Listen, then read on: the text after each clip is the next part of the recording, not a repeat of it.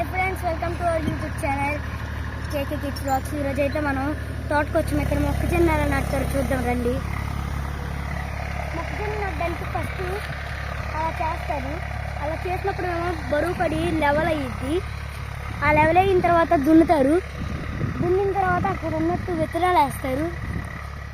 మొక్కజొన్నలోనే ఒక మందు కలిపి దాన్ని అందులో వేస్తారు.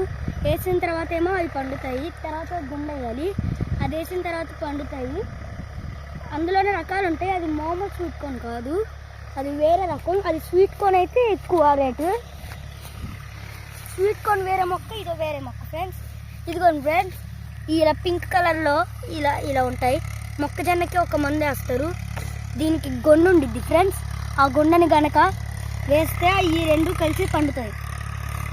వీడియో నచ్చితే లైక్ చేయండి, షేర్ చేయండి, కామెంట్ చేయండి.